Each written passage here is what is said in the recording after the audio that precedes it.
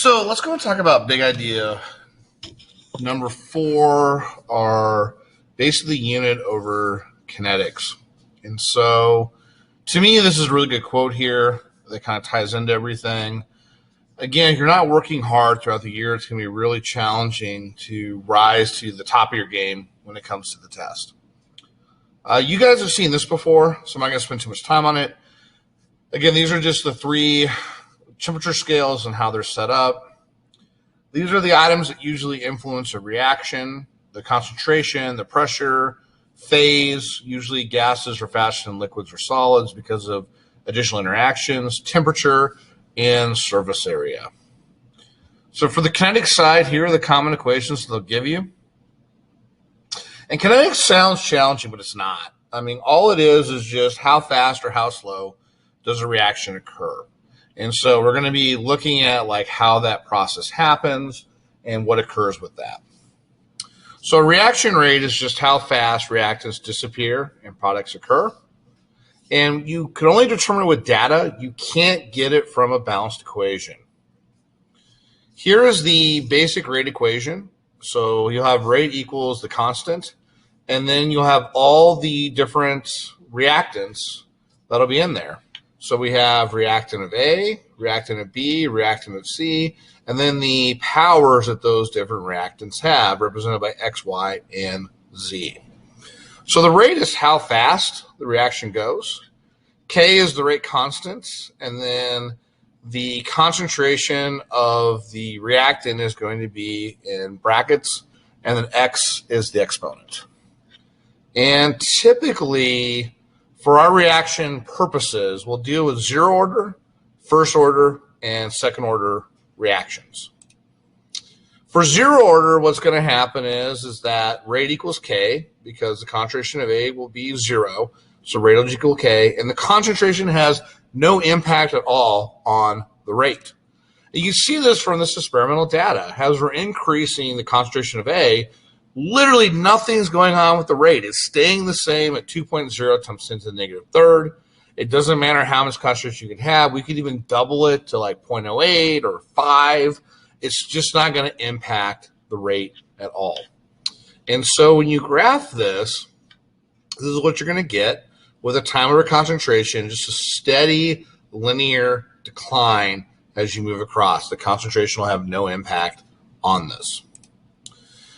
So 1st and 2nd order, the big ones you'll see in this course, the big ones you'll see in this unit, and the big ones you guys will see on the AP test. So 1st order is rate equals K times concentration of A, quantity of X. Then rate equals K. Then we have concentration of 1. So therefore, rate equals K times concentration of A. Any radioactive decay falls under 1st order, so just know that. And then what happens is you double the concentration, you're going to double the rate.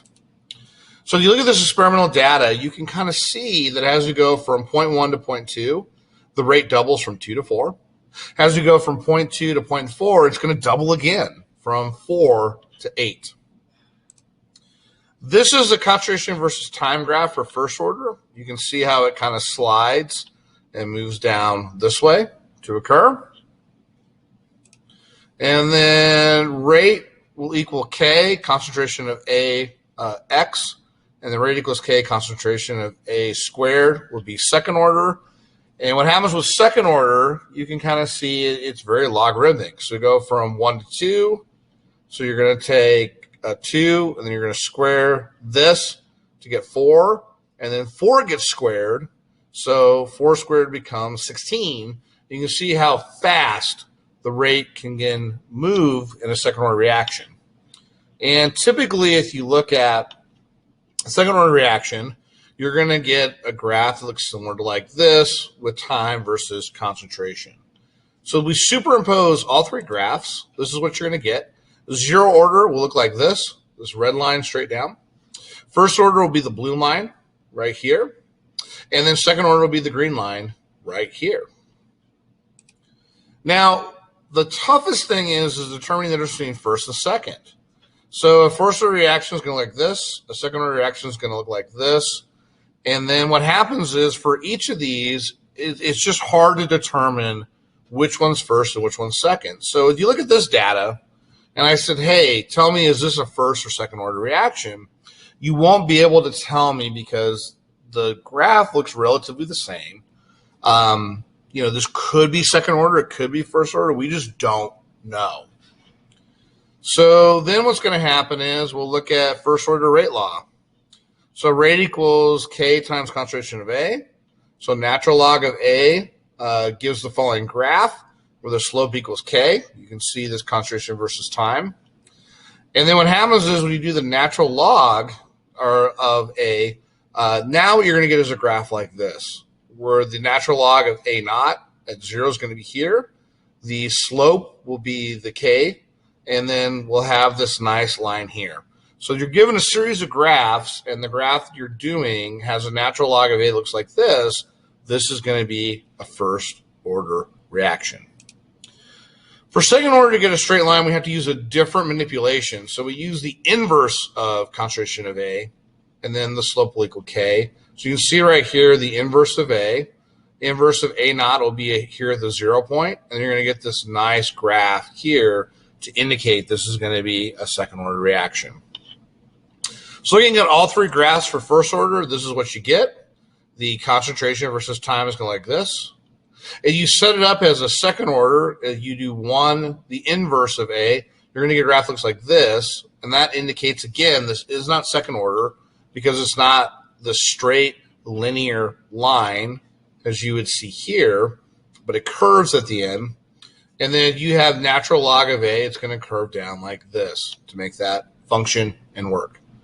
For second order reactions, this is what you have here. So concentration of A versus time will look like this.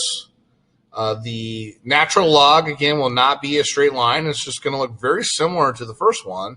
And then you have to use the inverse function to get the nice slope right here to make that work. So again, with kinetics, there's a series of graphs you can see.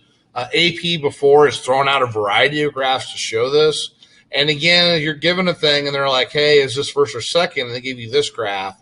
Since it's not linear all the way down, similar to what we saw here, that will not be first order. It's going to be second for that. As I indicated, to determine the powers, you need to have data to do this. And so this has come up before on free response and multiple choice questions, where they'll provide a data set, and then you need to determine the appropriate rate equation for that. So we got to find the powers for A, B, and C. So what's going to happen is for A, we're going to focus on experiments 3 and 4. If you notice on experiment 3 and 4, B and C stay constant. So all that's happening is we're doubling A from point 1 to point 2, and then the rate goes from 0.02 to 0.08. So when we look at that, the doubling goes from point 1 to point 2. The product goes from point 2 to point 4, or 4 times. So 2 to the x equals 4. So when we solve for the power is going to be 2. So we know rate equals K will be concentration of A squared. And then we still need to find B and C. So to locate B and C, for B, we're going to focus on reaction 1 and 3. If you notice, A is going to stay the same, C is going to stay the same. It's just B. And for B, what's going to happen is that we double this, and this doubles. So 2 to the y equals 2, so y will equal 1. So then we know that for the rate equation of B, it's just going to be the first power or just nothing there. So now we have the rate for A and the rate for B. Now it's time to find the rate for C. So to find the rate for C, what happens is we're going to look at equation 1 and 2. That's the only one where A and B are constant and C is going to need to change. And then what happens is as C doubles, the rate stays the same. So C has no impact. So therefore, it's going to be 0, and we can take C out of the equation. So the rate equation we have for this reaction is rate equals K, concentration of A squared multiplied by concentration of B for that. Then what happens is to solve for K, is you can do that by picking any of the experimental data for that. So for this one, I'm just going to use number 1. And for number 1, what's going to happen is the rate I have is 0.01 molarity over seconds. My K is what I'm trying to find, so that's my unknown. My A will be 0.10 squared. My B will be 0.10 molarity. And then we're going to rearrange and solve for K. So what will happen is we'll take 0.01 molarity over seconds divided by 0.10 molarity squared multiplied by 0.10 molarity, and that's going to get us 10 over molarity squared times seconds will equal K for that.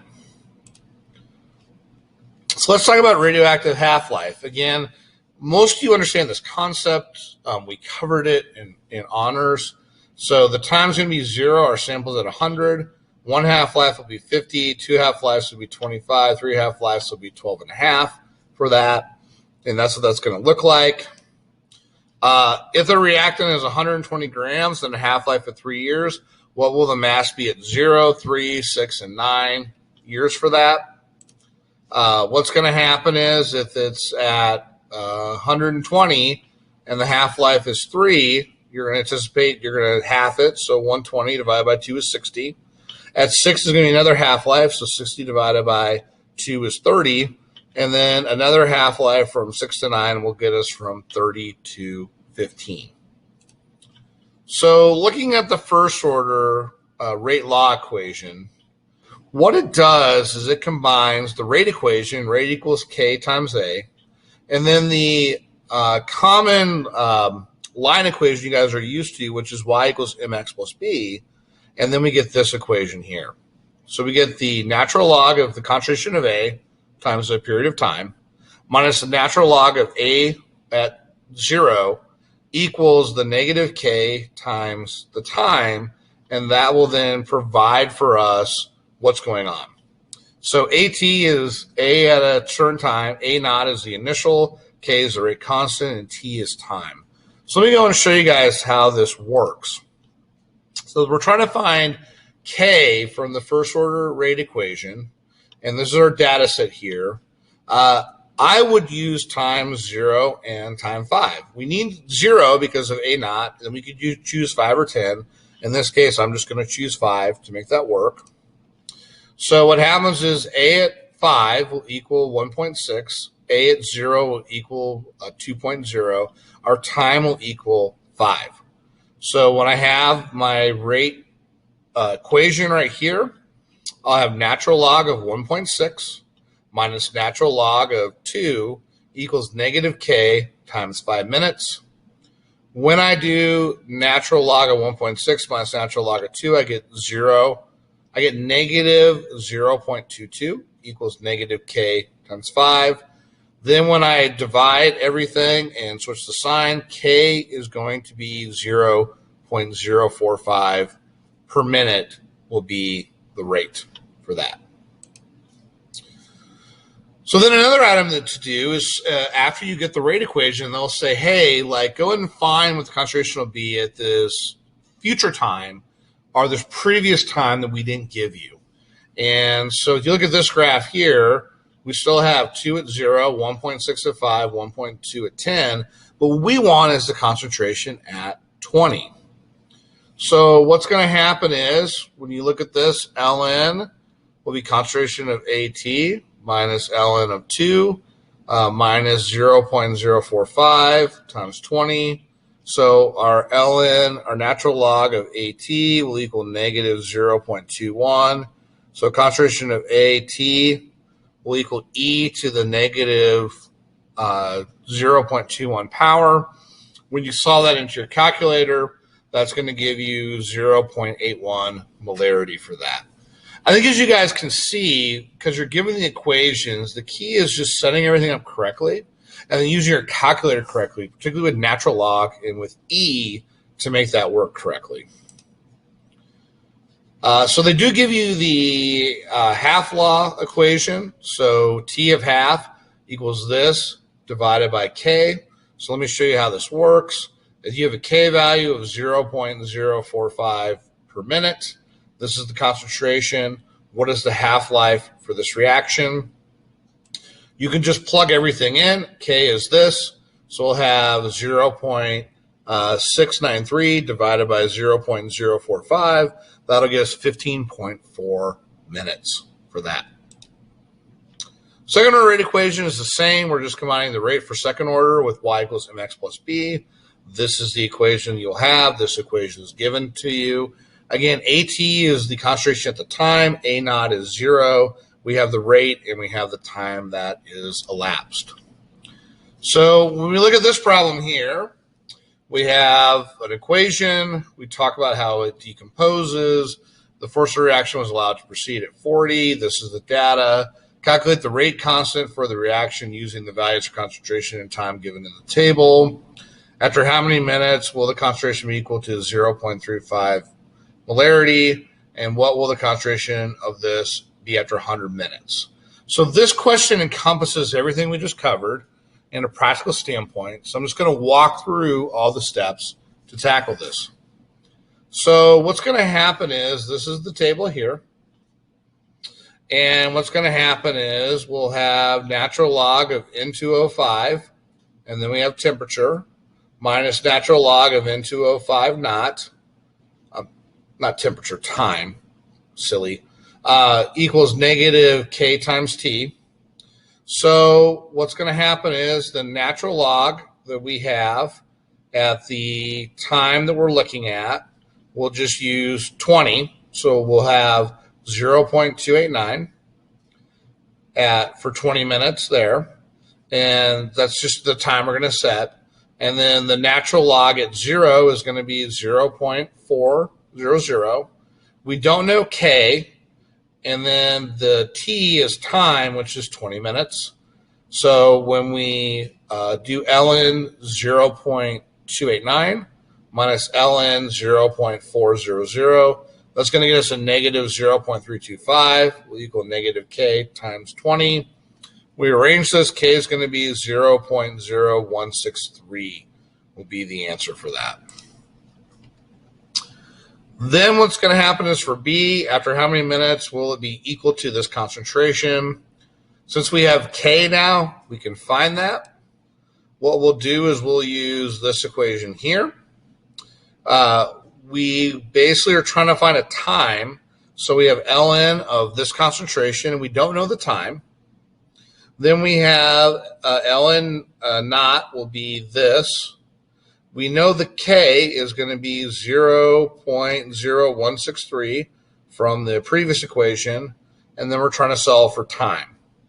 So when we do the ln of this, you're going to get 0.0134. That'll equal negative 0.0163. Then when you take this divided by this, you'll get a positive integer. So time will be 8.22 minutes. So that's the time it'll take for this to decompose to go from 0.4 to 0.35. Then for C, what will the concentration of it be after 100 minutes?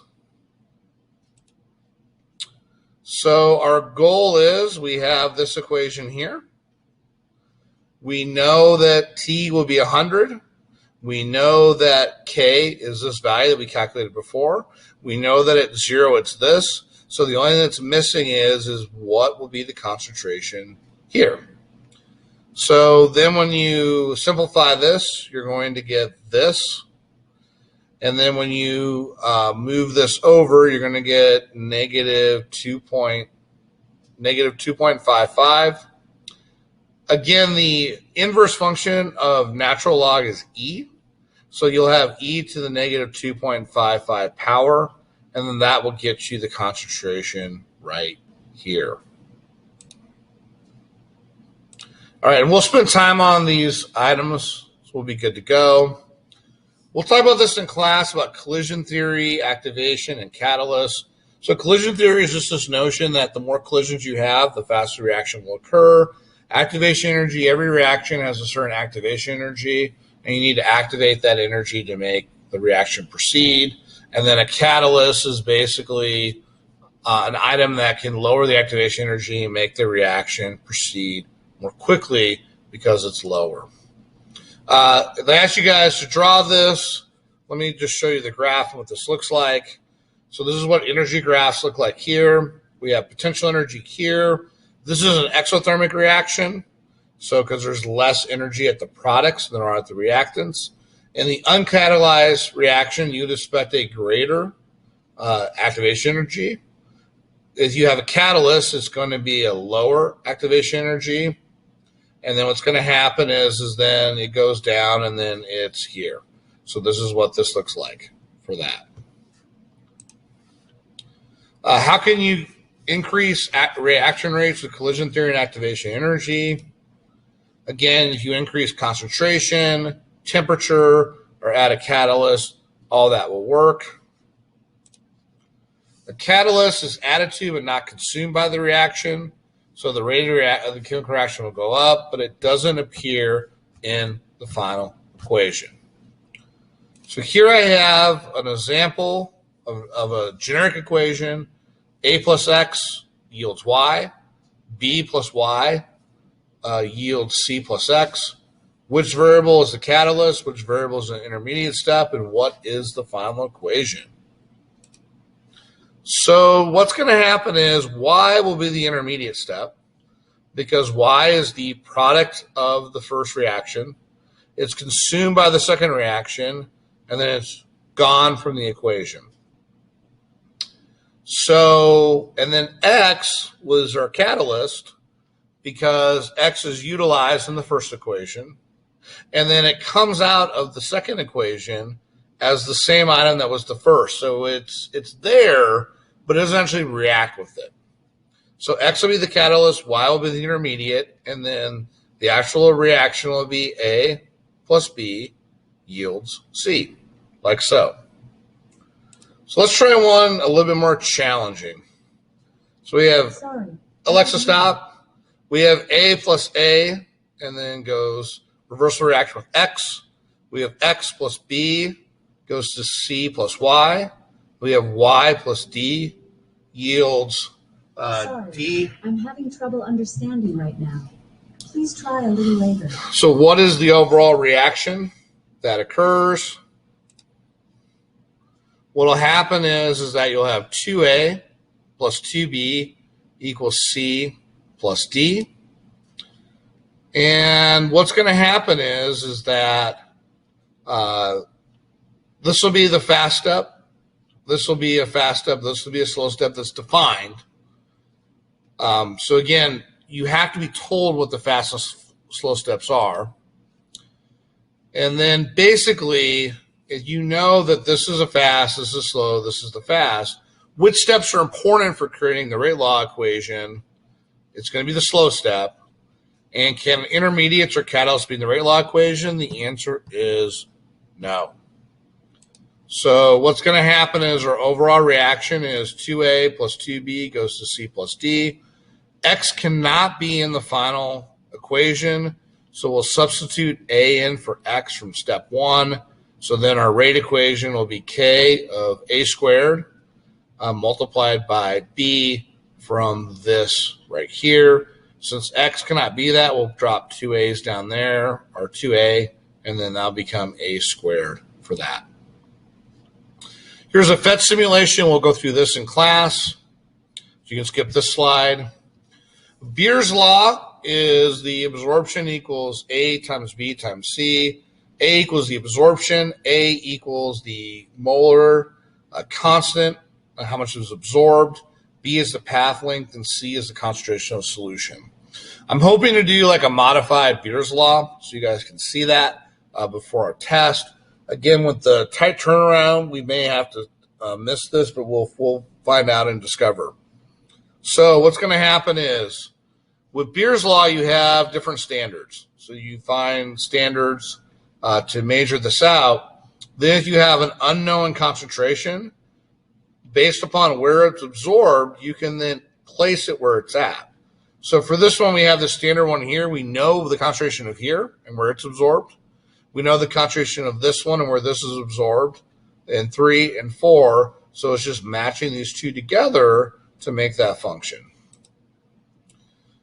So here's a sample here where you can see where you have a best fit line, where you essentially create that across to get the standard curve of the sample.